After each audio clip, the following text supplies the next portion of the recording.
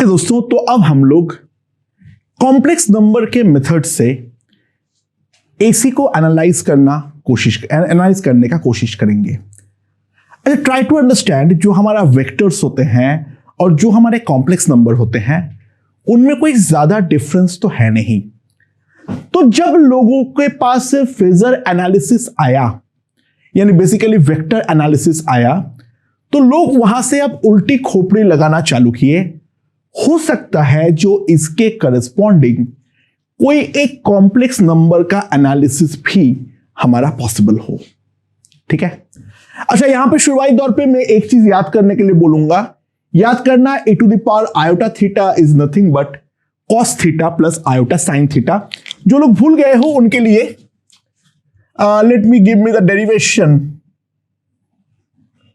It is 1 plus iota theta by 1 factorial iota square theta square by 2 factorial iota cube theta cube by 3 factorial so on and so forth. So यहां पे सारे real parts को इकट्ठा करो। देखो ध्यान दो, iota square is -1, so it is with theta square by 2 factorial. Iota to the power 4 is +1.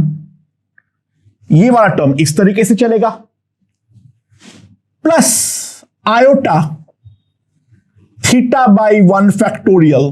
Iota cube is nothing but minus iota, तो minus theta cube by 3 factorial, so on and so forth. इस तरीके से चलता रहेगा। And please understand, this is the expansion for cos theta and this is the expansion for sine theta. अच्छा, physics में problem एक है, जो करंट है वो भी हम लोग आई से रिप्रेजेंट करते हैं। तो कंफ्यूजन पैदा नहीं करने के लिए इन फिजिक्स बेसिकली ध्यान देना, we take j square equals to -1। ठीक है। आयोटा के बदले यहां पर हम लोग जे इस्तेमाल करते हैं, क्योंकि ये वाले एसी के चैप्टर में करंट आई भी आएगा और यहां पर भी हम आई से लिखेंगे। पूरी गारंटी है हम आई काटने वाले हैं। सो उस कंफ्यूजन को हटाने के लिए हम जो है यहां पर लिखेंगे जे स्क्वायर इक्वल्स टू -1। तो हमारे पास जो नॉर्मल सीरीज सर्किट था उस पर एक बार रिविजिट करते हैं। ठीक है, तो ध्यान देना, ये है हमारा circuit. V equals to V0 sine of omega t. Let me write it as theta. ठीक है, theta is nothing but omega T. Okay, so what was the corresponding KVL? Q by C plus I into R plus L into DI by DT, that is equals to V0 sine omega t. Right. तो एक काम करते हैं,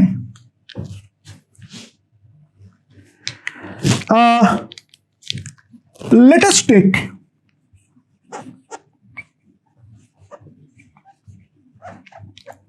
V equals to V0 e to the power j omega t,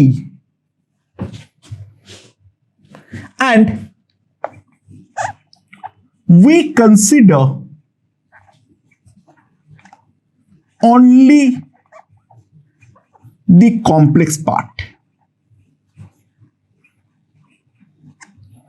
हम जो है वो केवल और केवल इसका कॉम्प्लेक्स पार्ट को लेकर ही एनालाइज करने वाले हैं। We are taking the V equals to e to the power j omega t। मैं मानता हूं केवल और केवल साइन ओमेगा टी ही तो है, बट ये वाले का जो सॉल्यूशन आएगा, अगर मैं जबरदस्ती ये वाला चीज करूं, तो इन दैट केस जो केवल कॉम्प्लेक्स पार्ट है उसी का सॉल्यूशन हमारे लिए एक्सेप्टेबल होगा, और बाकी जो है उसको हम, जो रियल पार्ट का सॉल्यूशन है उसको हम पूरी तरीके से भूल जाएंगे। सो दोस्तों, मैं एक एडिशनल बेसिकली क्रिएट कर रहा हूं, Q by C plus R into D Q by D T plus L into D square Q by D T square V to the V into E to the power J omega T. Okay दोस्तों, so this is the equation. तो क्योंकि e to the power में कुछ भी differentiate करते हैं तो कोई फर्क नहीं पड़ता है, तो लॉजिकल जो मेरा ट्रायल सॉल्यूशन होगा that will be q equals to q naught e to the power j omega T plus 5 ले लिया मैंने।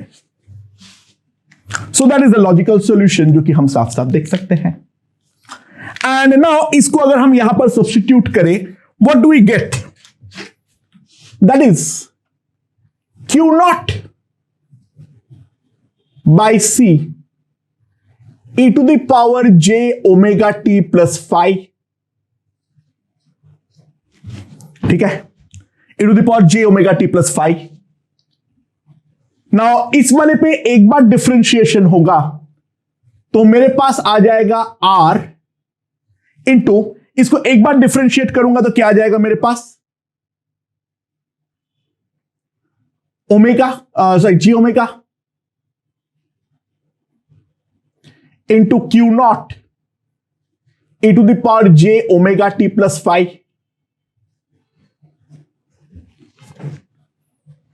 प्लस, जो अब यहां पर ध्यान दो, दो बार डिफरेंशिएशन होगा तो बेसिकली एक बार जे ओमेगा आएगा, एक दूसरी बार भी जे ओमेगा आएगा, तो हमारे पास आ जाएगा j square omega square, but j square is -1, so we have a minus over here L omega square into Q naught E to the power J omega T plus 5 that is equals to V naught e to the power j omega t।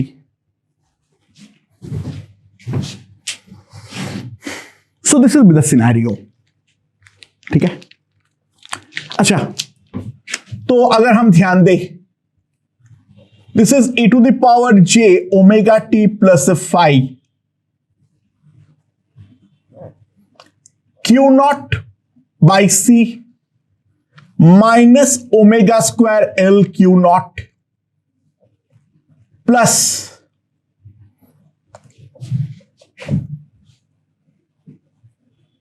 J into omega R q naught, ये हमारे पास आएगा। And this is equals to V naught into E to the power of j omega T.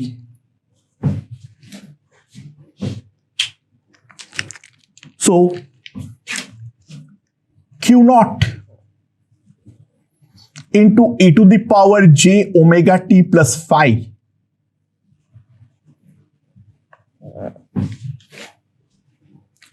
into क्या आएगा मेरे पास?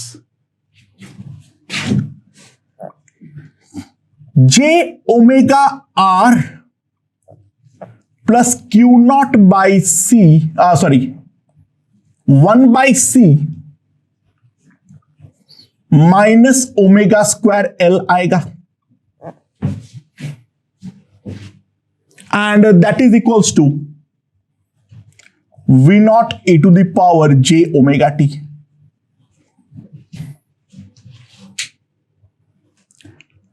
अब जो चीज मैं समझा रहा हूं बहुत ढंग से समझना, ध्यान देना। मैं जे ओमेगा को भी बाहर निकाल दूं, मैं जे ओमेगा को भी अगर बाहर निकाल दूं, क्यों निकाल रहा हूं अभी समझ में आएगा। J omega Q naught E to the power J omega T plus 5, यहां पर आर आ जाएगा। अच्छा, जे मैंने कॉमन निकाला हूं तो यहां पर 1 बाई जे आएगा, दैट इज माइनस जे, ध्यान देना। तो that will B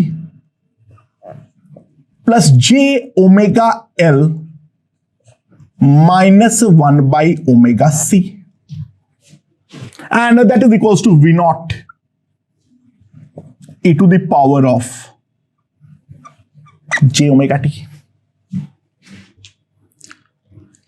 now try to understand ये जो सारे के सारे टर्म्स हैं, अगर मैं इसके कॉम्प्लेक्स पार्ट के लिए सॉल्यूशन देखूं तो ऑब्वियस सी बात है, ये वाला टर्म जो है this is acting as reactance,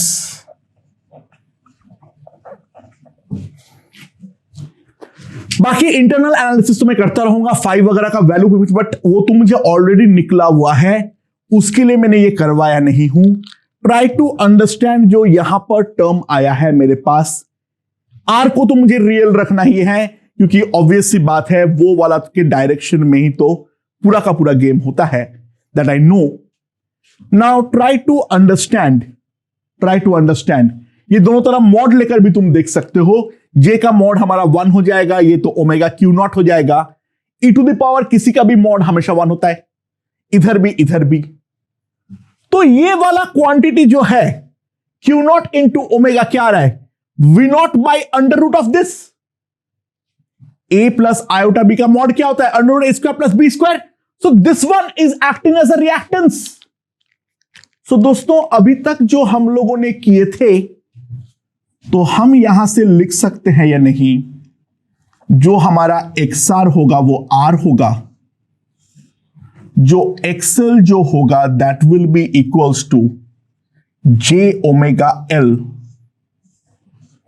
और जो हमारा XC होगा that is minus J by omega C। तो can I do it via complex number like this? मैं यहां से इंस्पिरेशन मिला, जो बाकी टर्म्स के साथ चाहे जो भी हो रहा हो, ठीक है, बिकॉज मुझे तो यहां के कॉम्प्लेक्स पार्ट से मतलब है, ठीक है, मुझे यहां के कॉम्प्लेक्स पार्ट से मतलब है। एक जे मेरा बाहर है, तो अब मुझे ये बाकी चीजों का रियल पार्ट से मतलब है। तो ये वाला क्वांटिटी जो है वो डेफिनेटली मुझे कॉम्प्लेक्स फॉर्म में रिएक्टेंस दिखा रहा है, और रिएक्टेंस अगर दिखा रहा है तो उसके करस्पॉन्डिंग में ये वाला चीज डेफिनेटली बोल सकता हूं। सो this is the complex number analysis regarding this. बाकी ये वाला पार्ट अगर उतने अच्छे से नहीं भी समझ में आया है तो कोई बात नहीं, बट ये वाला जो चीज है this has to be remembered.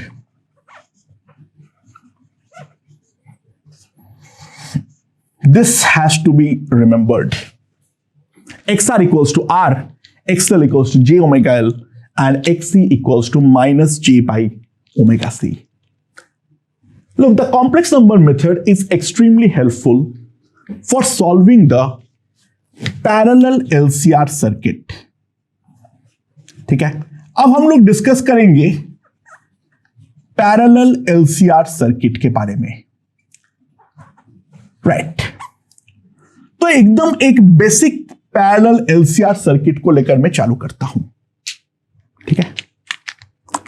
अच्छा, मान लो हमारे पास सर्किट क्या है,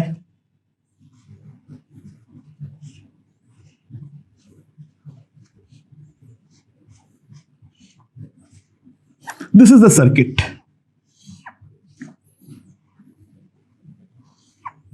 ठीक है। यहां पर मुझे R का वैल्यू मालूम है, यहां पर मुझे L मालूम है, यहां पर मुझे C मालूम है। तो यहां पर मैंने अप्लाई किया V equals to V not sine omega T, and omega is variable. Here is the current I. Find omega of resonance and I at resonance. Okay दोस्तों, so this is a circuit. Obviously बात है, तुम देख सकते हो जो हमारा L और C है वो दोनों हमारा पैरेलल में कनेक्टेड है। तो जो हमारा ZL है वो है हमारा कितना, मैं अभी कॉम्प्लेक्स नंबर नहीं, नॉर्मल वाले मेथड से लिख रहा हूं. That will be omega L और ZC जो होगा that will be 1 by omega C. ठीक है. एंड ऑब्वियसली जो है ये दोनों आपस में 180 डिग्री बना के बैठेगा ही बैठेगा. बट ये दोनों हमारा पैरेलल में है, तो 1 बाई Z इफेक्टिव जो होगा that will be 1 by ZL minus 1 by ZC, इसका mod. I am talking about the magnitude.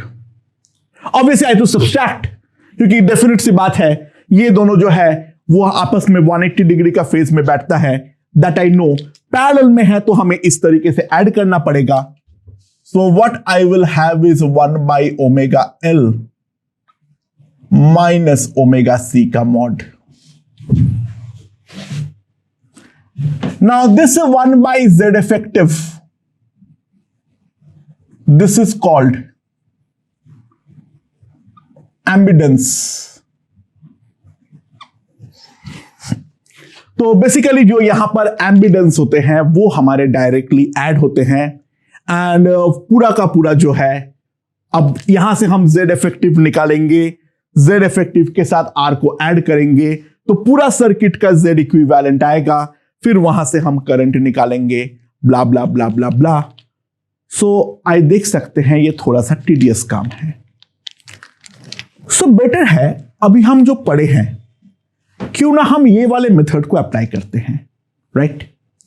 सो दोस्तों ध्यान दो, जो हमारा 1 बाई Z होगा that is 1 by J omega L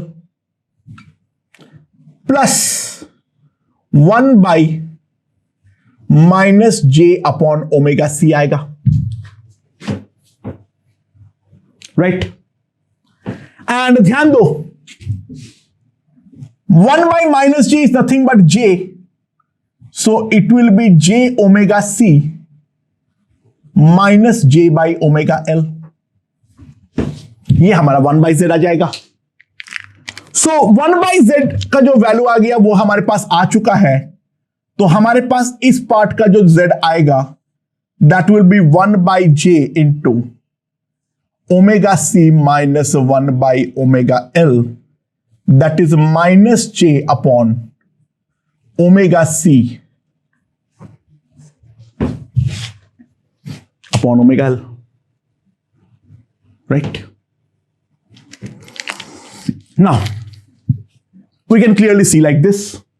तो Z इक्वल्स टू हमारे पास ये आ चुका है, और Z इक्वल्स टू अगर हमारे पास ये आ चुका है तो हमारे पास जो Z इक्विवेलेंट आएगा वो इसके साथ इसको ऐड करना पड़ेगा.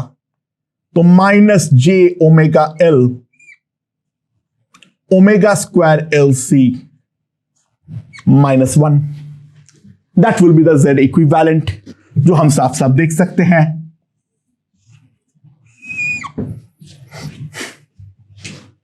राइट.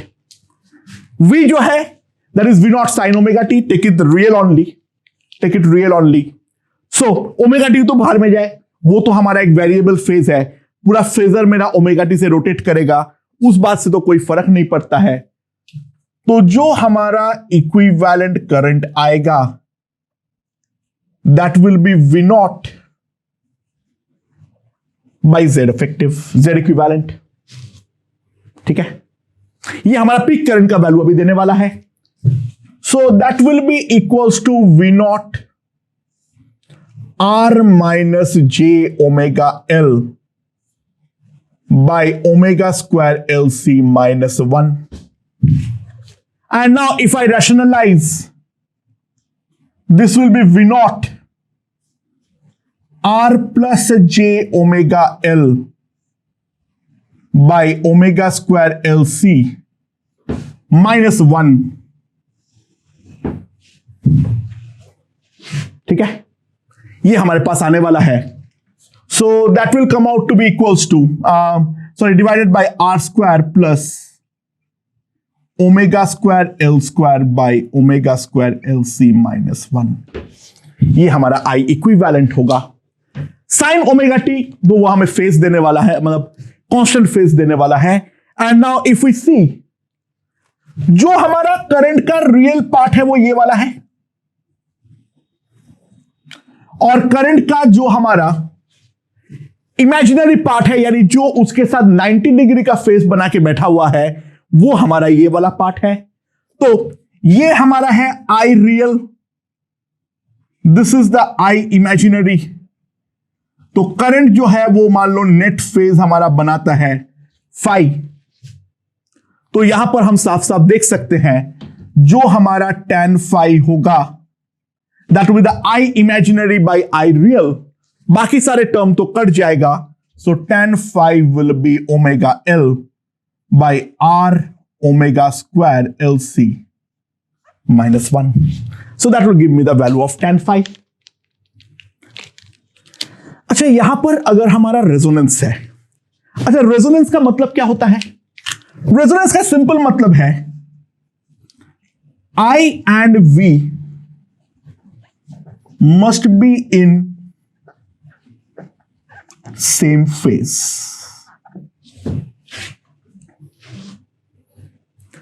और I और V अगर सेम फेज में होना पड़ेगा तो ट्राई टू अंडरस्टैंड, ये वाला पार्ट हमारा वैनिश हो जाना चाहिए, ये वाला पार्ट जो है वो हमारा वैनिश हो जाना चाहिए, कॉम्प्लेक्स वाला पार्ट होना ही नहीं चाहिए। यानी सिंपल सी बात है, omega C must -1 by omega L must be 0।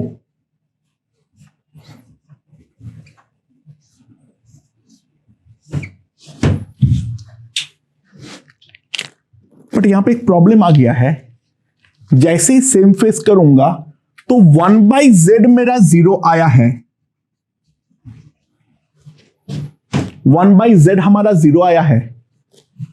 तो ट्राई टू अंडरस्टैंड, z जो है वो हमारा इनफाइनाइट आ चुका है,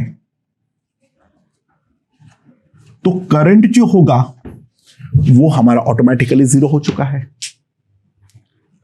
So try to understand in the resonance, हम यहां पर पैरेलल सर्किट में 1/z को जैसे ही 0 करेंगे, जो हमारा कॉम्प्लेक्स पार्ट है उसको जैसे ही 0 करेंगे, तो ट्राई टू अंडरस्टैंड 1/z हमारा हमेशा मिनिमाइज होने वाला है, तो सॉरी मिनिमाइज होने वाला है, तो z हमारा मैक्सिमाइज होने वाला है, तो करंट हमारा मिनिमाइज होगा।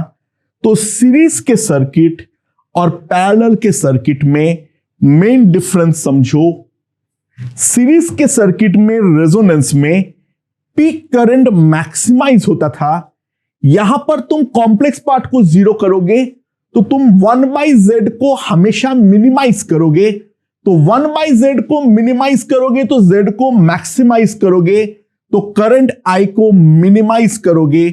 तो पैरेलल LCR सर्किट में हमेशा जो हमारा रेजोनेंस होता है that gives me the minimum current. तो इस कारण पे पैरेलल सर्किट्स को हम ये भी बोलते हैं, they are called the rejector circuits. ऐसा नहीं है पैरेलल में फेजर हम बना नहीं सकते हैं, पैरेलल में फेजर तो हम डेफिनेटली बना सकते हैं, बना के भी दिखाया हूं, but complex number method is actually more beneficial in maximum cases. ठीक है, कुछ केस ऐसा है जहां पर हमारा ये वाला जो फेजर मेथड है वो ज्यादा हेल्पफुल रहता है, बट मोटे मोटे दौर पे अगर हम बात करें देन सिंपल सी बात है, जो हमारा कॉम्प्लेक्स नंबर मेथड है for solving the tougher questions, ठीक है, this method is much more helpful। and special बात यह है, अगर रेजोनेंस फ्रीक्वेंसी पूछा है तो उन सब केस में कॉम्प्लेक्स नंबर से ही अप्रोच करना, that will be much more beneficial। it is more a mathematical thing, थोड़ा फिजिकल एस्पेक्ट खत्म हो जाती है, जैसे हम कॉम्प्लेक्स नंबर अप्लाई करते हैं वो मैथमेटिकली सॉल्व होते हुए आगे बढ़ते हैं, जो आगे के एग्जाम्पल्स में लेने वाला हूं। ये पूरा एनालिसिस को अगर एक बार के लिए तुम भूल भी जाते हो, मैं रिकमेंड तो नहीं करूंगा, बट अगर भूल भी जाते हो this things has to be remembered. ये अगर याद रहेगा तो हम मोटे मोटे दौर पे सारे क्वेश्चन करने के पोजीशन पे आ जाएंगे। ओके ओके दोस्तों, तो हम लोग जो अपना थ्योरी अभी समझे थे उस चीज को थोड़ा सा और विस्तार में देखते हैं। This a circuit is a parallel LCR circuit. R and L जो है वो इस तरीके से सीरीज में है और उसके साथ जो हमारा कैपेसिटर है वो पैरेलल में है। इसके अक्रॉस जो एक बड़ा वोल्ट मीटर है वो कनेक्टेड है, V equals to V not sine omega t. Then we have to find the resonance frequency and the current I naught at resonance. तो हम किस तरीके से कर सकते हैं, सबसे पहले उस बारे में समझते हैं। अच्छा, ये ऊपर वाला लाइन का जो हमारा इंपीडेंस है मान लो वो Z1 है और नीचे वाले लाइन पे जो है वो Z2 है। अच्छा, Z1 कितना होगा? R और Ln in series,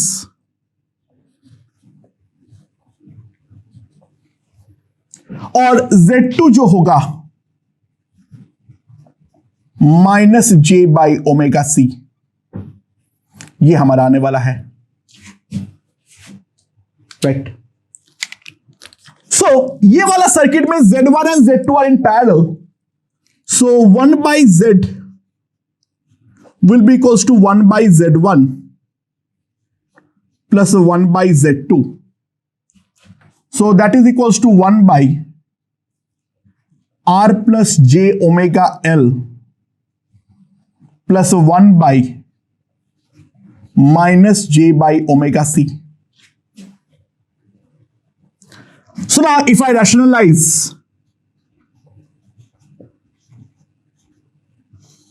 1 minus J omega L और नीचे जो आ जाएगा R square minus J square omega square L square,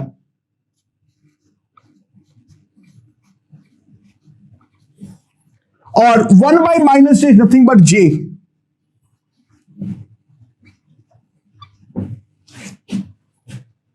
तो मेरे पास 1 बाई जेड जो होगा,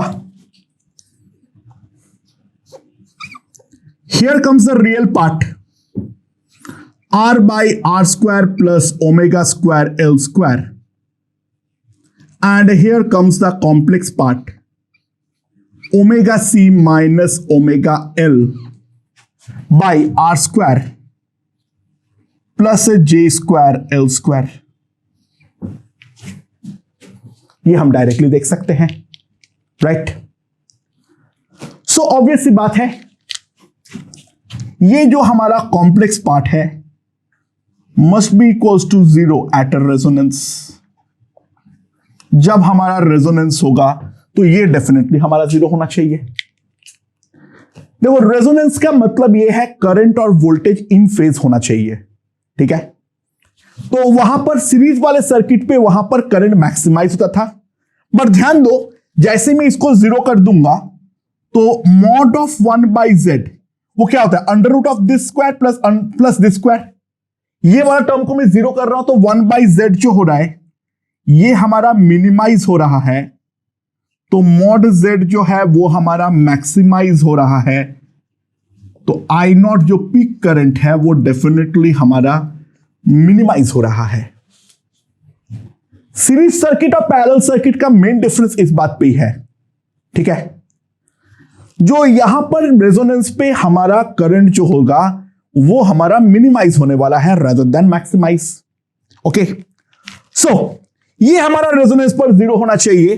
सो what I can see is omega C must be equals to omega L by R square plus omega square L square.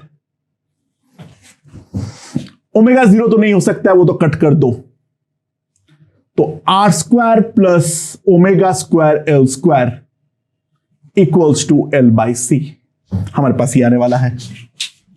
Right, so we can clearly see, ये वाले को omega naught बोल दो, omega naught square equals to L by C minus R square whole divided by L square.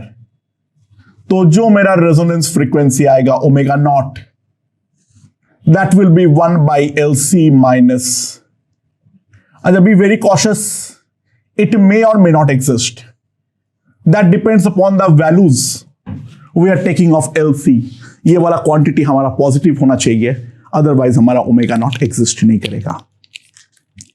और जो हमारा peak current होगा that will B V not by mod of Z at resonance। ये वाला quantity जो है वो तो हमारा 0 हो चुका है, तो 1/Z का वैल्यू ये है, तो ऑटोमेटिकली हमारे पास जो आ जाएगा that will B V naught R by R square plus omega square L square. But that is nothing but R square plus omega square L square at resonance is nothing but L/C, ठीक है, जो कि हम देख सकते हैं। तो हमारे पास जो पीक करंट आएगा that will B V not RC upon L।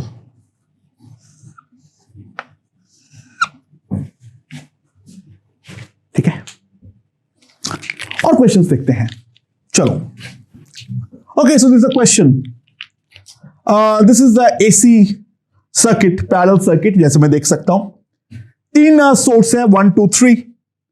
इसके अक्रॉस एक रेजिस्टर कनेक्टेड है, यहां पर कैपेसिटर, यहां पे इंडक्टर। इनका जो रिएक्टेंस है, इनका मैग्नीट्यूड जो है that is equals to R, that is given. The polarities are shown as, ठीक है, जो हमारा पोलैरिटीज है वो मैं दिखा रखा हूं। तो सवाल यहां पर यह है जो हमारा VP माइनस VQ जो है वो हमारा कितना होगा।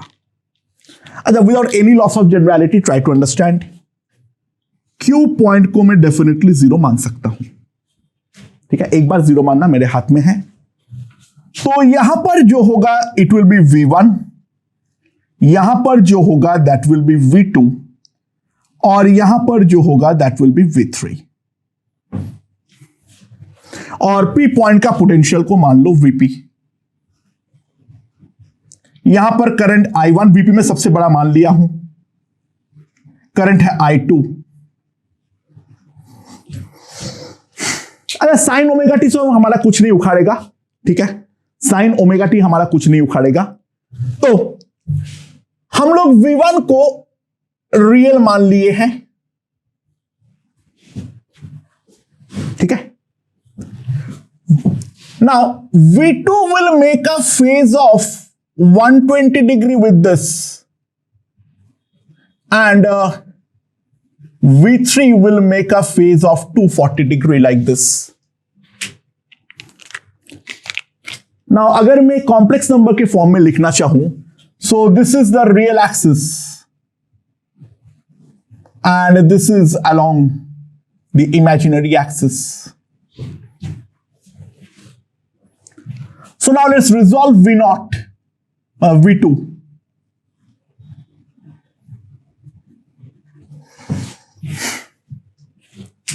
So, ये वाला एंगल जो है try to understand, this is 60 degree. तो V1 तो सिंपली मैं V नॉट लिखूंगा। तो मैं कोई एक इंस्टेंट पे एनालाइज कर लूं, वो तो मेरे लिए काफी है। साइन ओमेगा टी का टर्म जो है वो मेरे पास रहने वाला है, साइन ओमेगा टी का टर्म जो है वो मेरे पास रहने वाला है हमेशा ही, राइट। जो हमारा V2 होगा that will be equals to minus V not by 2 plus J into √3 V not by 2। और सिमिलरली अगर मैं ये वाले को रिजॉल्व करता हूं दो कंपोनेंट्स में, this angle is also 60 degree. So V3 will be equals to minus V naught by 2 minus J into √3 V naught by 2.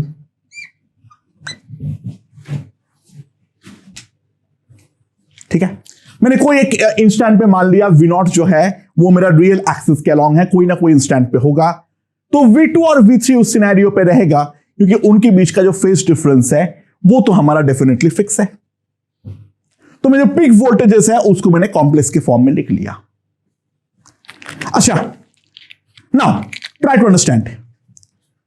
जो हमारा I1 होगा, try to understand, that will be VP minus V1 upon R।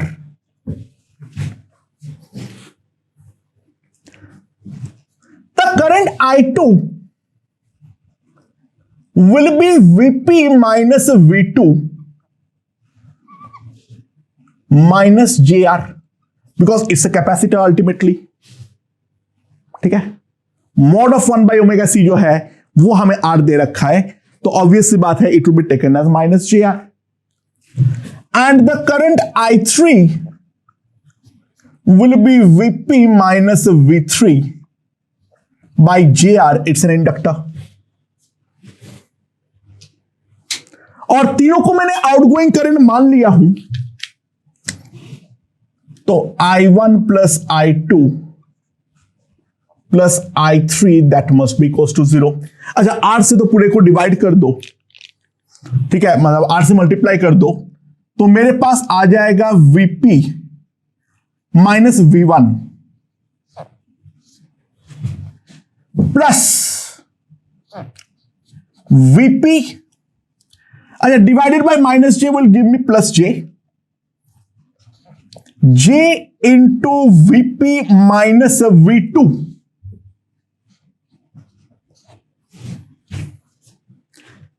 and 1 by J is nothing but minus J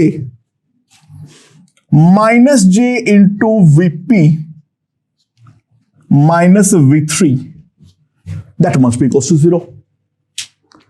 So now if I add the terms, so Vp will be equals to V0 minus plus J V2 minus J into V3. अच्छा, ना V2 minus V3 अगर मैं करता हूं तो V0 by 2 is cut, and यहां पर जो है वो हमारा J का टर्म जो है वो हमारा आने वाला है, तो ध्यान दो Vp जो आएगा that will B V0 plus V2 minus V3, क्या आएगा, दिस वन इज गॉन, इन दोनों में आएगा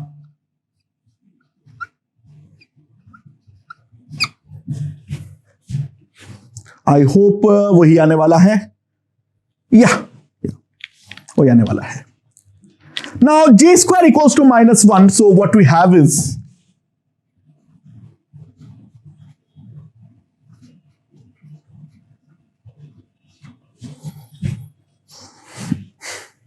so simply what we have is अगर मैं साइन ओमेगा टी लगा दूं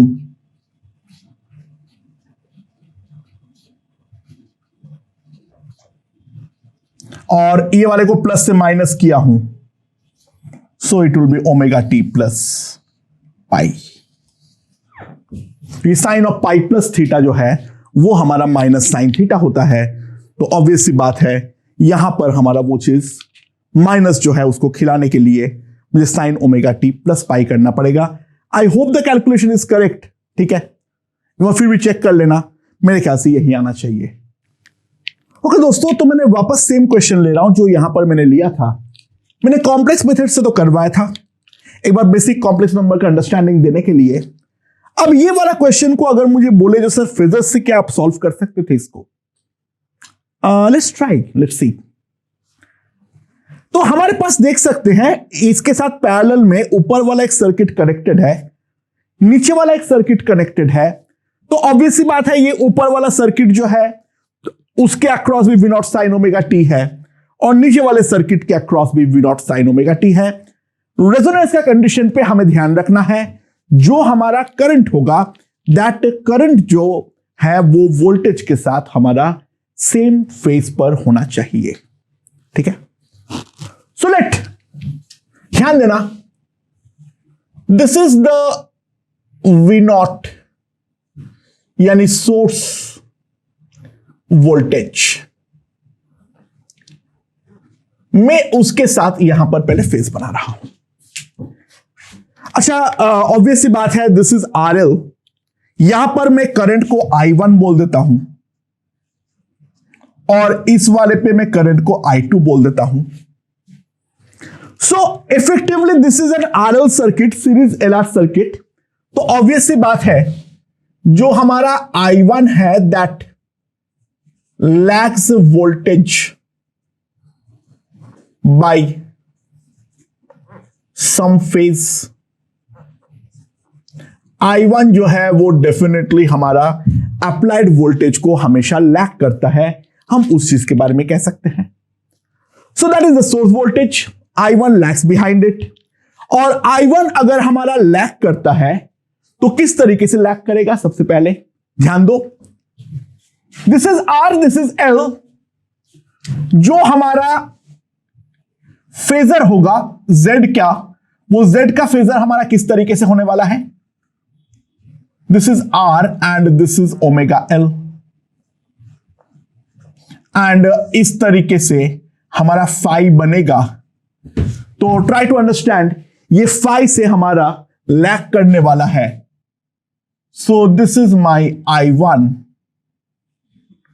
एंड ये I1 जो है वो यहां से लैग कर रहा है by a phase of phi. अच्छा, I1 का वैल्यू अगर तुम पूछोगे, I1 का magnitude will be simply V0 by under root R square plus omega square L square. Magnitude is this. Now on the other hand, जो हमारा ये वाला है, कैपेसिटर वाला है, कैपेसिटर में करंट जो है वो अप्लाइड वोल्टेज को हमेशा लीड करता है by a phase of pi by 2। तो यहां पर अगर हम ध्यान दें, this will be the vector corresponding to I2. I'm using the term vector, it's a very lame term but still. और I2 का जो मैग्नीट्यूड होगा, that will be simply V0 upon 1 by omega C. That is V0 omega C.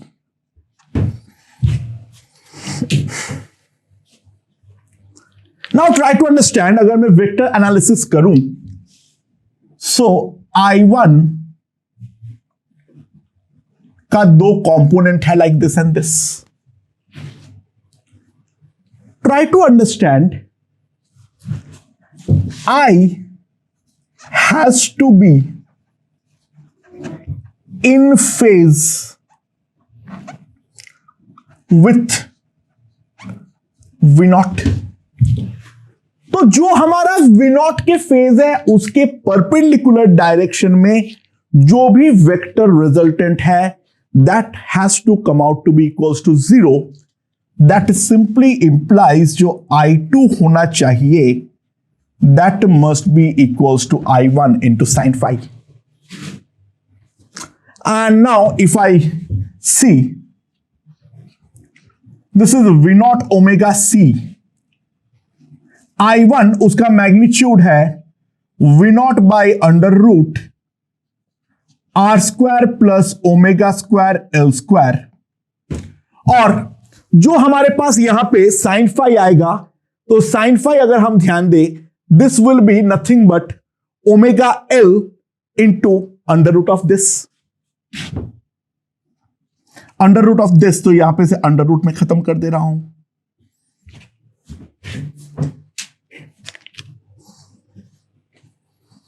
Okay, so now V0 gone, omega gone. So what I have is C by L,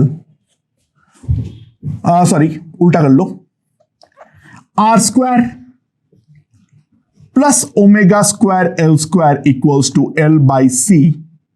तो हमारे पास जो omega naught का value आएगा, that will be कितना, 1 by L square से divide कर दूंगा तो 1 by L C minus R square by L square. So हम इस तरीके से भी रेजोनेंस का कंडीशन देख सकते हैं। हम प्रॉपर जो है करंट बना लिए हैं वेक्टर्स के सहारे, और रेजोनेंस कंडीशन बोला है तो वो जो है हमारा डेफिनेटली क्या होना चाहिए, वोल्टेज, अप्लाइड वोल्टेज के साथ इन फेज होना चाहिए। और अप्लाइड वोल्टेज के साथ अगर इन फेज होना पड़ेगा तो उसके परपेंडिकुलर डायरेक्शन में नेट वेक्टर रिजल्टेंट जो है that must be equals to 0। Okay दोस्तों, तो अगले क्वेश्चन की ओर बढ़ते हैं। लेट्स सी क्या बोला है। मेरे पास एक सोर्स है V equals to V0 sine omega t. इसके अक्रॉस दो ऐसे इंडक्टर्स कनेक्टेड है और दो वोल्टमीटर्स लगा हुआ है VA एंड VB। दोनों वोल्टमीटर्स जो है वो हमारा आइडेंटिकल है and they offer only resistance to the circuit. तो सवाल ये है जो हमारा VB है उसका पीक वैल्यू एट मैक्स कितना दिखा सकता है वो, यानी VB जो रिकॉर्ड करेगा उसका RMS से मुझे मतलब नहीं है, उसका जो पीक वैल्यू है मुझे उस चीज को मैक्सिमाइज करना यहां पर पड़ेगा। सो दैट इज द क्वेश्चन। तो ये वाला क्वेश्चन हम किस तरीके से डील करेंगे, लेट्स सी। बार बार लिखना पड़ेगा, इससे मैं एक चीज कर ले रहा हूं। Let omega L is equals to R1।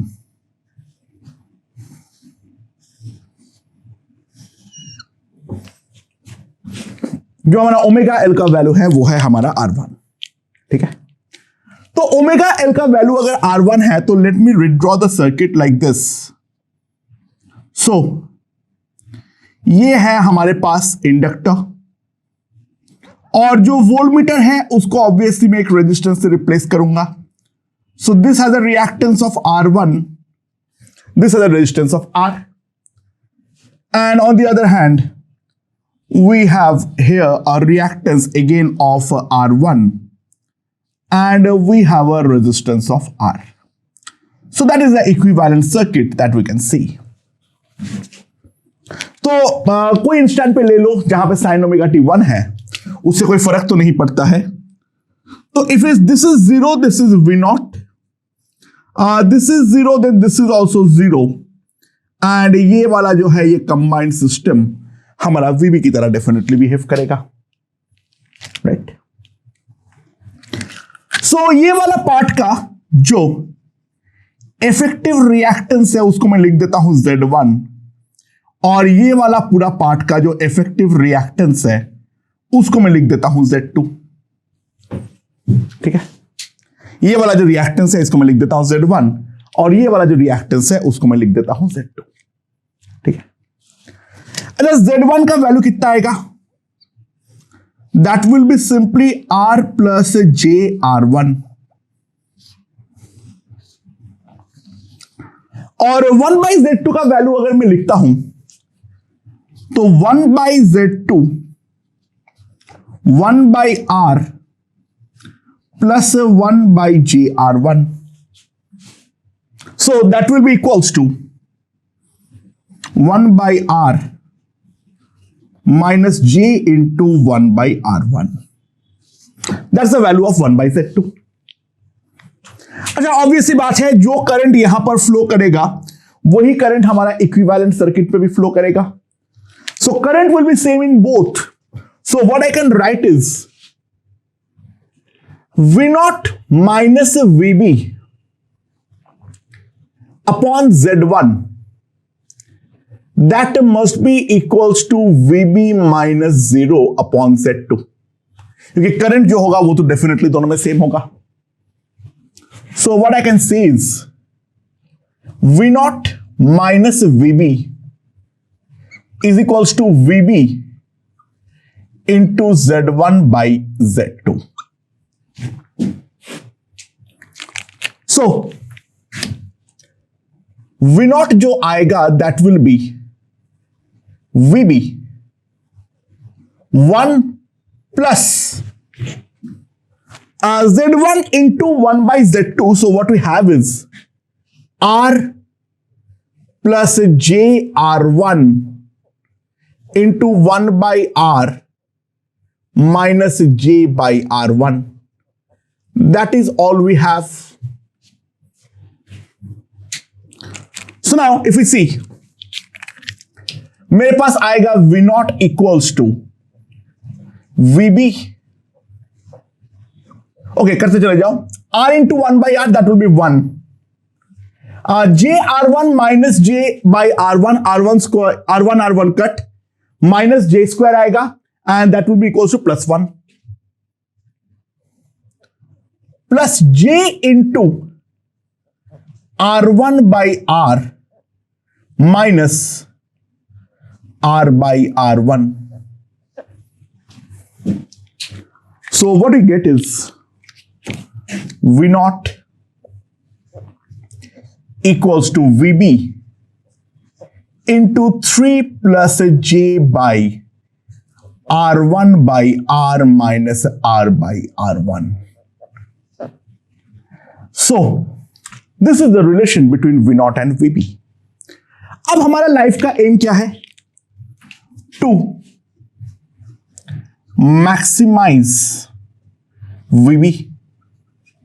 तो ऑब्वियस सी बात है, VB को अगर मुझे मैक्सिमाइज करना है तो इसको मुझे मिनिमाइज करना है, और इसको मिनिमाइज करने का ऑब्वियस सी बात एक ही तरीका है, जो हमारा कॉम्प्लेक्स पार्ट है उसको मुझे जीरो के साथ इक्वेट करना पड़ेगा.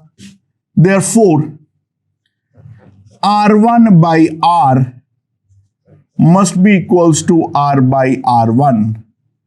So R must be equals to R1.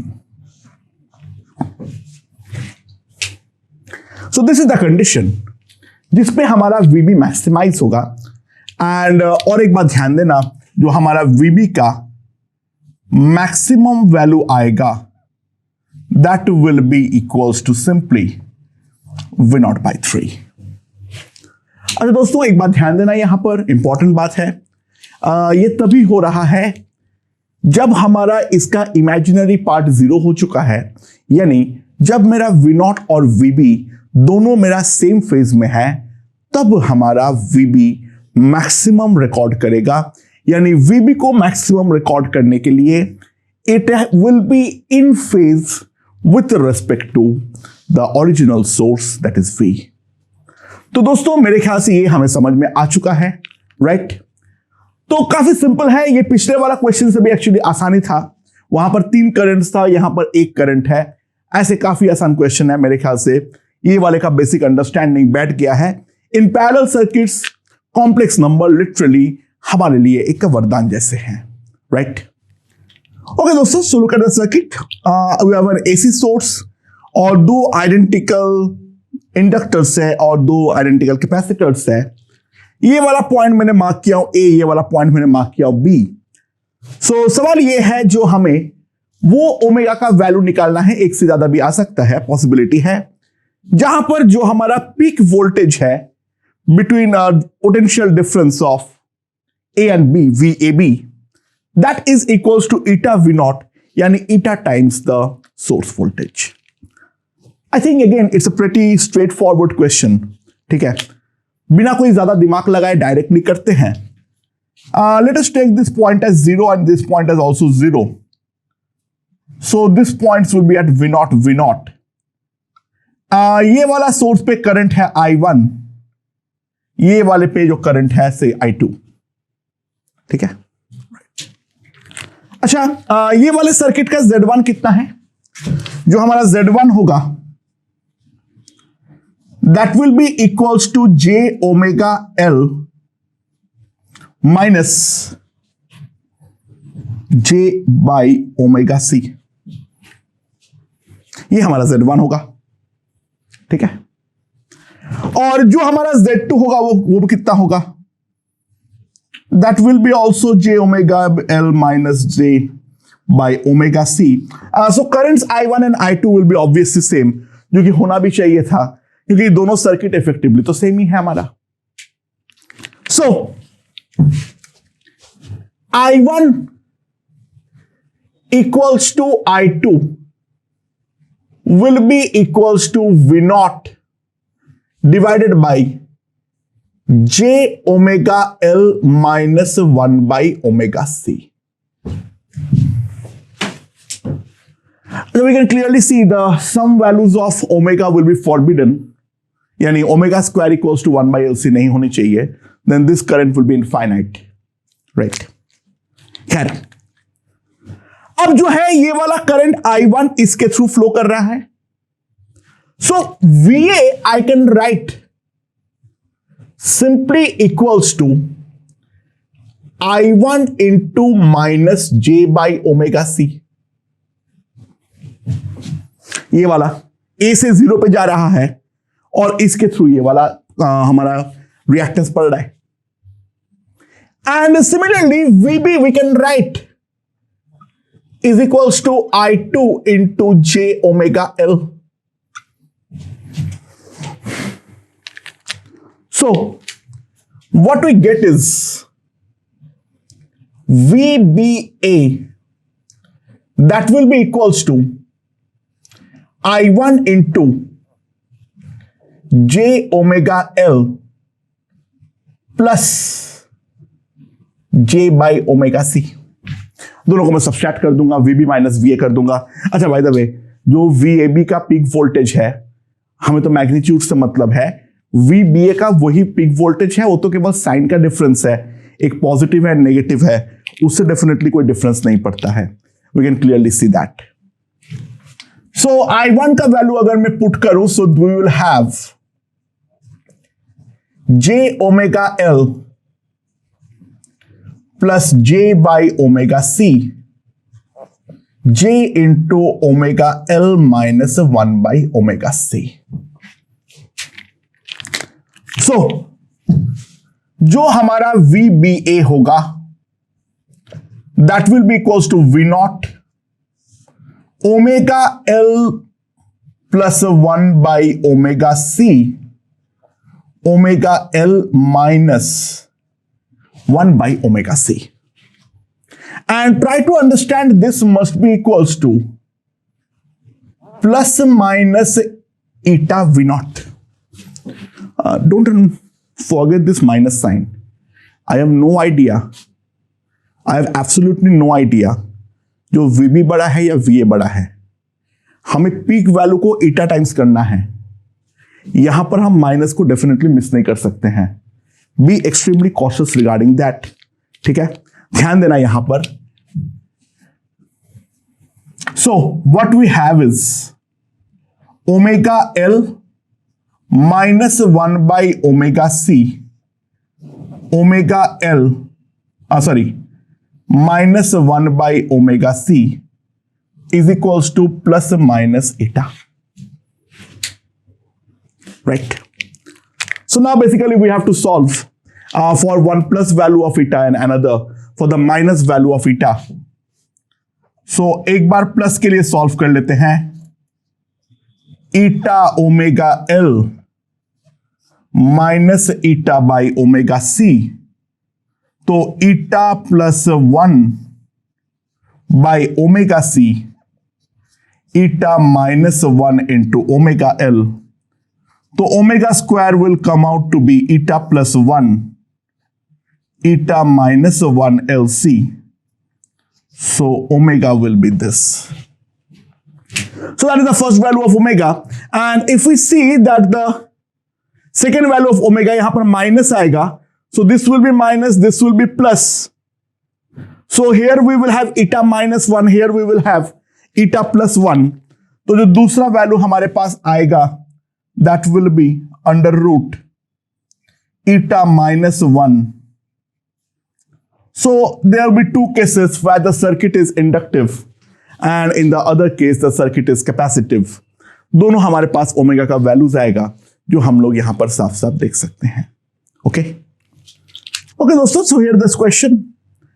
हमारे पास एक एसी सोर्स है, ठीक है, एंड उस सोर्स को ले लेना, कुछ V equals to V not sine omega t, doesn't matter, ठीक है ना। सो मुझे आंसर में एक्चुअली वो चाहिए नहीं होगी। Take it as V equals to V not sine omega t.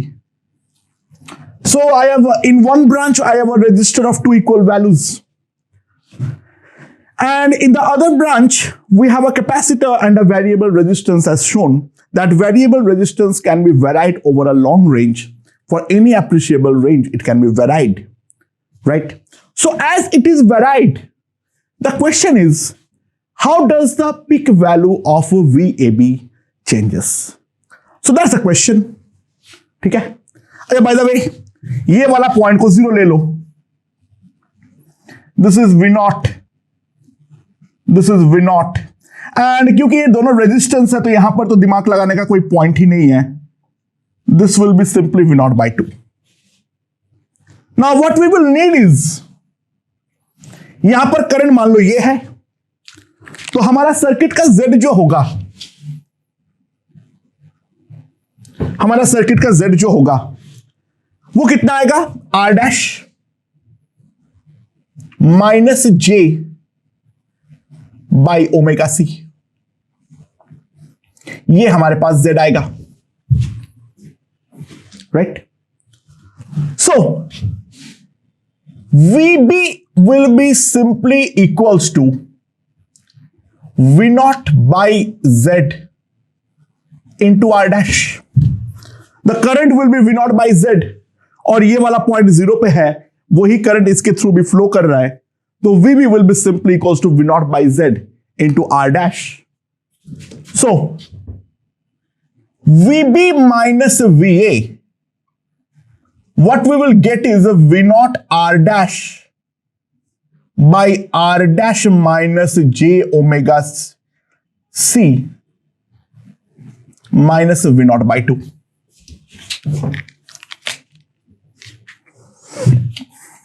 So this will be equals to V naught by 2 R dash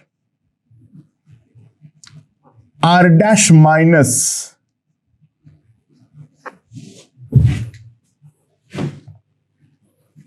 so we can see VB minus VA will be V naught by 2 R dash plus J by omega C R dash minus J by omega C.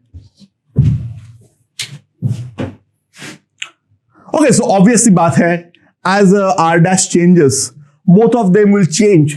जो हमारा VB minus VA है, उसका phase में तो बदलाव definitely आएगा, but I am not interested in that. What I am interested is only the peak value में क्या चेंज हो रहा है. तो obviously बात है, for that we will take the mod of both side into, यहां पर क्या आएगा, a प्लस आयोटा b क्या होता है, a square plus b square. Wow, it's completely gone. और a माइनस आयोटा b का भी क्या होता है,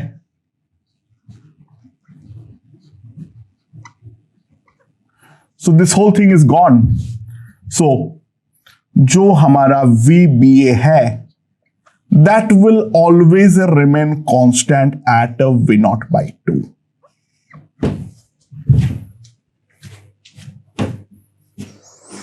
मेरे ख्याल से ये बात हमें समझ में आ चुकी है, ठीक है. And now let's look a very beautiful solution using phasor. Exam hall देखो, ये वाला सॉल्यूशन मेन सॉल्यूशन है.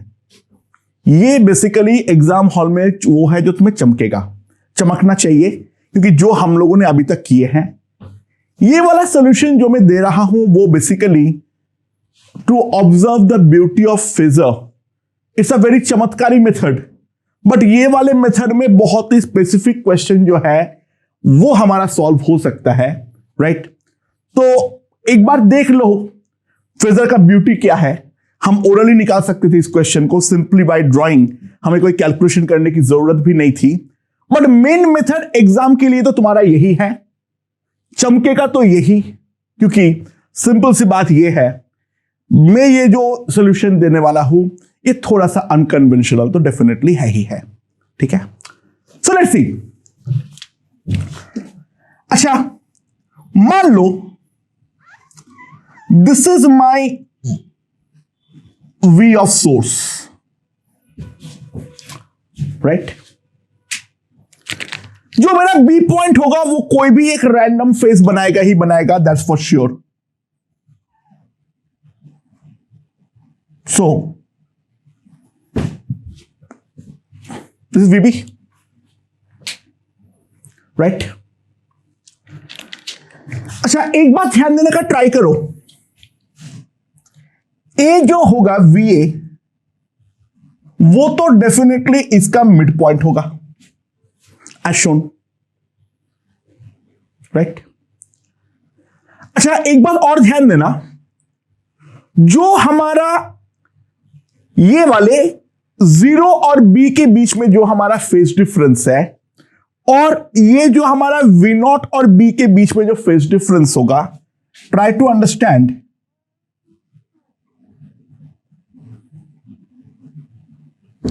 So basically this is my VR across register and this will be VC. तो ऑब्वियसली कैपेसिटेंस और बेसिकली जो हमारा B है resistor है वो हमारा आपस में 90 डिग्री का एंगल बनाता है. So this will be the potential difference across the capacitor which will be at a phase difference of 90 degree with respect to VB. Now what I am interested is इस वाले का magnitude. Now please observe, जैसे जैसे मैं R को change करूंगा मेरा VB बदलेगा तो सही, राइट? लेकिन एक बात तो डेफिनेटली फिक्स है, जो क्योंकि ये 90 डिग्री है, B will move on the semicircle.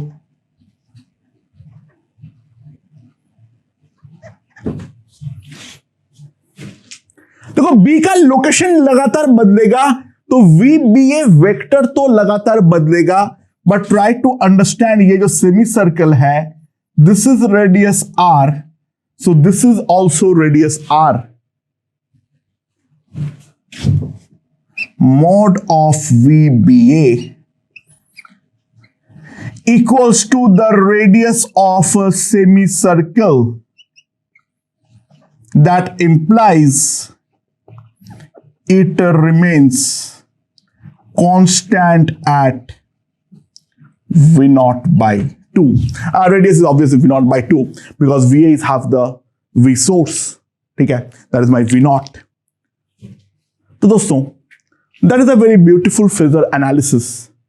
ठीक है, बट एग्जाम हॉल में तुमसे कितना चमक पाएगा वो मैं डाउटफुल हूं, बट फेजर के थ्रू ब्यूटीफुली हम देख सकते हैं. वापस एक बार समझा दे रहा हूं, ये मेरा V0 का फेज है, VA तो ऑब्वियसली उसका सेम फेज में होगा, आधे में होगा. VB यानी जो रजिस्टर के अक्रॉस जो होगा वो मेरा कोई जनरल मैंने बना लिया, B मेरा कोई जनरल पॉइंट है, बट जो हमारा सोर्स और B के बीच में होगा, ठीक है, ऑब्वियसली बात है वहां पर हमारा दूसरा वाला जो होगा कैपेसिटर के अक्रॉस, वो डेफिनेटली हमारा 90 डिग्री पे लाई करेगा. So this is a 90 degree, but this is obviously 90 degree होने के कारण ये बी कैसा भी मूव करे, it will be bound to move over a semicircle, and as it is bound to move over a semicircle, what we can see is जो ए और बी के बीच का डिस्टेंस होगा वो डिस्टेंस तो हमेशा ही हमारा कांस्टेंट रहेगा, and that will be the radius of the semi circle. Okay okay दोस्तों, so this is circuit shown. ठीक है, देख सकते हो जो इसका जो सारे रिएक्टेंस है उनके भी वैल्यूज जो है वो हमारा R है. It looks something like a western bridge, not necessarily a balanced one. I don't no is a balanced one और not. I don't know the theory regarding it. So this is R, this is XC, this is R, this is R. So सवाल ये है volt meter का reading हमारा कितना आने वाला है. ठीक है, अच्छा वोल्ट मीटर का रीडिंग पूछा है, it will B RMS, right? Now at any instant says V0 is a V0, ये VA है, ये VB है. ठीक है, now it's an ideal voltmeter, तो whatever current goes, it goes straight like this. ठीक है, it goes straight like this, and whatever current goes there, it also goes straight like this. Ideal voltmeter बोला है.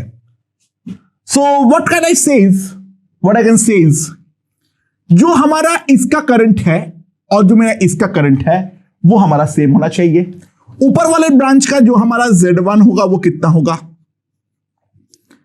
R minus J by omega C. ठीक है, और नीचे वाले branch का जो Z2 होगा that will B R plus J omega L, यानी Z1 जो है वो है R माइनस JR और Z2 जो है वो है R प्लस JR. तो जो हमारा करंट होगा ऊपर वाले ब्रांच पे that will be simply V0 upon R minus JR and I2 will be V naught R plus JR. ठीक है, तो VA का वैल्यू क्या आएगा, ये हमारा माइनस JR के थ्रू जा रहा है, तो VA will be equals to minus JR into I1. तो R तो खत्म कर दो, minus J V nought and what will be the value of VB? That will be equals to JR into I2. JR into I2. J V naught 1 plus J. ये मेरे पास आ जाएगा VA and VB. So इसको अगर मैं थोड़ा simplify कर लूं, यहां पर मैंने 1 प्लस J से मल्टीप्लाई कर दूं, ये पे आ जाएगा V नॉट बाई 2 और 1 माइनस J से मल्टीप्लाई कर दूं,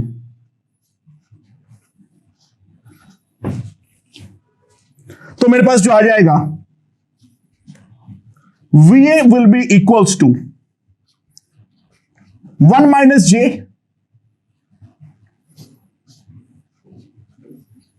V नॉट बाई 2, VB हो जाएगा J plus 1 into V not by 2. ठीक है, ये हम साफ साफ देख सकते हैं, ये हमारे पास आ गया VA और ये मेरे पास आ गया VB. I hope the calculation is perfect, hope so. या सो VA माइनस VB, या फिर यहां पे VB थोड़ा बड़ा दिख रहा है, VB माइनस VA अगर मैं करता हूं तो कितना आ जाएगा मेरे पास, 1 1 cut 2J V not by 2 J V not, तो mod of VBA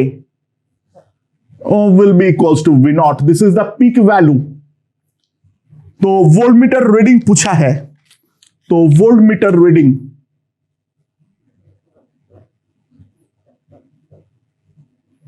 will be simply equals to V naught by root 2.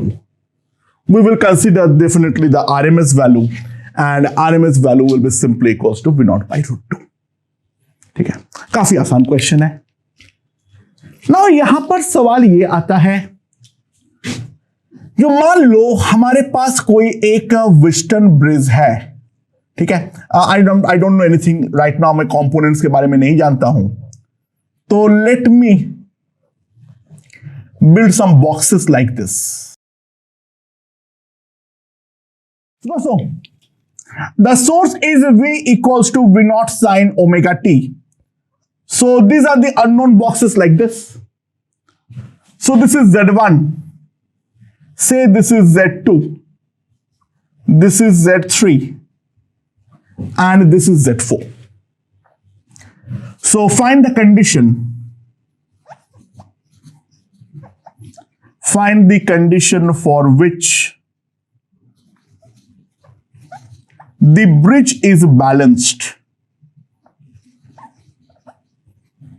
Bridge जो है वो हमारा बैलेंस्ड होने के लिए हमारा क्या कंडीशन होना जरूरी है, उस चीज के बारे में हमें ध्यान देनी है. सो अगेन लेट्स सी, ये मेरा 0 है, ये मेरा V नॉट है. ऑब्वियसली बात है, बैलेंस करने के लिए this has to be VA and this has to be also VA. To balance out, this must happen. तो ऊपर वाले सर्किट का जो Z डैश होगा वो होगा Z1 plus Z2.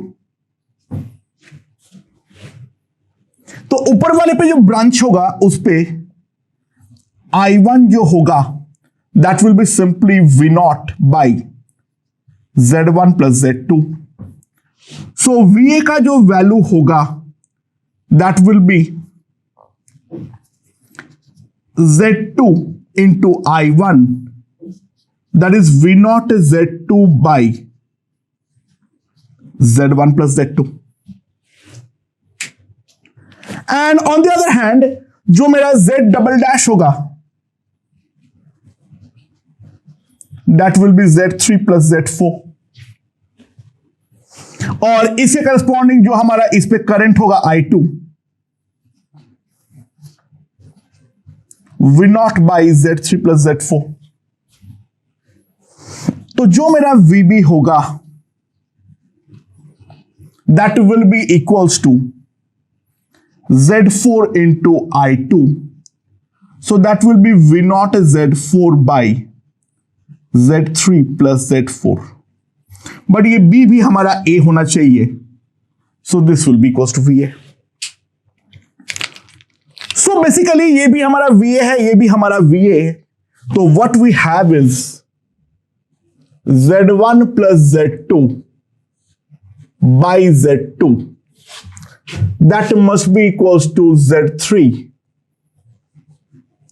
plus Z4 by Z3 Z4, ये मेरा कंडीशन होगा।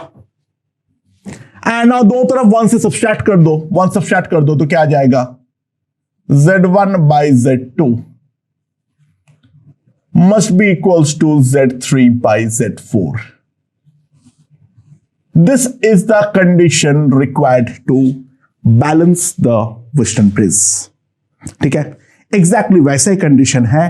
तो जो कंडीशन हम लोगों का रेजिस्टर के लिए हमने बनाए थे, यहां पर वही कंडीशन हम लोग बनाए हैं for the AC circuit for any general reactances और इंपिडेंसेस, यहां पर भी वही है।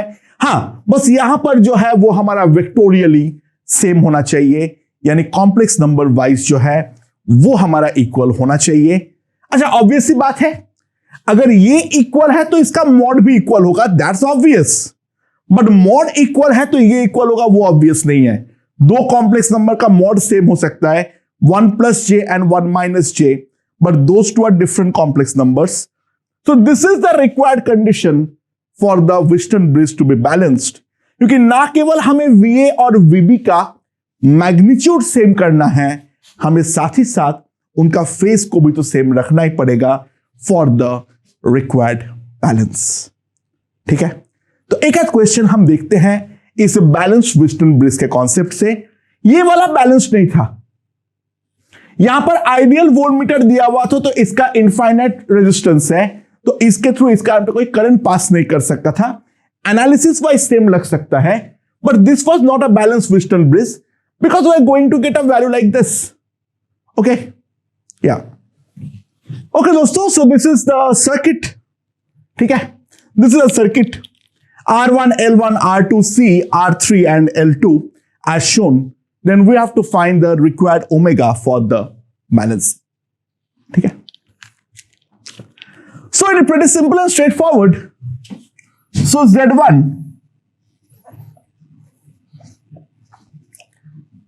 by Z2, that must be equals to R2 minus J by omega C upon J omega L2। This is the balance we can see। अच्छा, अगर ये वाला बैलेंसिंग कंडीशन है तो एक काम करो, दोनों तरफ मल्टीप्लाई कर दो। सो what I have is J square is -1, तो minus omega square L1 L2 plus J omega L2 R1, that will be equals to R2 R3 minus J R3 by omega C। So these two complex numbers are equal। That implies both the real and the imaginary parts must be equal, जो real part है वो भी equal होना चाहिए और जो imaginary part है वो भी हमारा इक्वल होना चाहिए। यानी व्हाट आई मीन टू से is minus omega 1 omega square L1 L2 must be equals to R2 R3 and यहां पर अगर मैं देखूं omega L2 R1 must be equals to R3 by omega C and try to understand ये दोनों के दोनों कंडीशन जो है that is completely impossible. Reason: the right hand side is definitely positive, the left hand side is definitely negative. यहां पर भी the left hand side is definitely positive, the right hand side is definitely negative. तो यहां पर ऐसा कोई omega exist ही नहीं करता है जिसके लिए ये बैलेंस हो पाए। तो balance of this Wheatstone bridge is a never possible. अच्छा, यहां पर अक्सर ये वाले स्टेप पे ध्यान नहीं जाता है, तो what some people do is यहां से माइनस ओमेगा स्क्वायर का वैल्यू लिख देते हैं R2 R3 by L1 L2 और यहां से माइनस ओमेगा स्क्वायर का वैल्यू लिख देते हैं दूसरे वाले से क्या आ जाएगा R3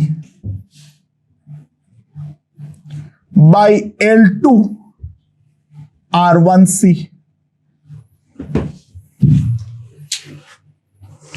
एंड फिर दोनों माइनस ओमेगा स्क्वायर को इक्वेट कर देते हैं, तो मेरे पास R2 R3 by L1 L2 and what people tend to do is they cut this and we get a condition R1 R2 equals to L1 by C. Please try to realize this is a completely wrong solution, क्योंकि उसका जो वो corresponding solution है वो तो हमारा पहले reject हो चुका है। तो during the balance of a complex Wheatstone bridge be extremely cautious. जो हमारा इंडिविजुअल कंडीशंस आ रहा है वो इंडिविजुअल कंडीशंस भी सेटिस्फाई हो सकता है या फिर नहीं हो सकता है। That is extremely important. ये वाला चीज ढंग से पहले देखना, फिर अगर आ रहा है दैट्स फाइन, फिर हम आगे इक्वेशन बनाएंगे, फिर रियल और इमेजिनरी पार्ट्स दोनों को कंबाइन करते हुए हम कुछ कुछ इक्वेशन निकालेंगे। बट ऐसा कोई भी सबसे पहले ट्राई टू रियलाइज जो ये वाले सर्किट में तो कोई सॉल्यूशन किसी भी हालात पर एग्जिस्ट कर ही नहीं सकता है। अच्छा, बाय द वे, अगर दोनों हमारा इक्वल आता भी, पॉजिटिव पॉजिटिव भी आता, तो भी दोनों से जो ओमेगा का वैल्यू आ रहा है वो सेम होना जरूरी है, क्योंकि दोनों हमारा साइमल्टेनियसली इक्वल होना जरूरी है। ऐसा नहीं है जो एक 0 होगा तो चलेगा, दोनों को ही साइमल्टेनियसली रियल पार्ट और इमेजिनरी पार्ट दोनों साइमल्टेनियसली इक्वेटेड होना चाहिए। यानी अगर मान लो यहां पे प्लस प्लस भी आता तो भी ओमेगा स्क्वायर का वैल्यू लिखता और फिर बोलता वो कंडीशन तो हमारा सेटिस्फाई होना ही पड़ेगा, तब हमारा बैलेंस होगा और उसके लिए करस्पॉन्डिंग ओमेगा एग्जिस्ट करेगा। मैं एक सर्किट में दिखा दे रहा हूं जहां पर एग्जिस्ट करता है, बट हर व्हिटन ब्रिज जो हमारा एसी सर्किट में है वो बैलेंस नहीं होता है। ओके ओके दोस्तों, so this circuit as shown. तो सवाल यहां पर यह है, फाइंड कंडीशन ऑफ बैलेंस। ये हमारा बैलेंस हो उसके लिए कंडीशन क्या होगा, इसके बारे में हमें पूछा गया है। तो नाउ इट्स वेरी सिंपल, तो R1 plus minus J by omega C1 minus J by omega C2, that will be R2 plus J omega L by R3, that we can see. And now let's cross multiply simply. So what I have is R1 R3 minus J R3 by omega C1 is equals to omega तो हमारा cut गया है यहां पर, तो मेरे पास कितना आ जाएगा, ये ओमेगा ओमेगा कटेगा L by C2 L by C2 minus JR2 by omega C2. Yeah, so that will happen. And now यहां पर अगर हम ध्यान दें तो सिंपली हमें इक्वेट करना है, तो R1 R3, सो दोनों साइड पॉजिटिव है, दैट्स अलाउड. एंड यहां पर अगर ध्यान दो R3 by omega C1 must be equals to R2 by omega C2. तो जो दूसरा कंडीशन है that is R3 C1 R2 by C2. So these two conditions must be simultaneously satisfied for the Wheatstone bridge to be balanced, and it will be balanced for any omega. इसमें कोई omega dependency definitely हमारा नहीं है. Okay. So दोस्तों, parallel circuit के बारे में basic चर्चाएं हम लोग यहां पर समाप्त कर चुके हैं. उम्मीद है हमें अच्छे से समझ में आया होगा, राइट? तो अब हम लोग इसके लास्ट पार्ट की ओर आगे बढ़ते हैं, and that is called transformer. Let's see.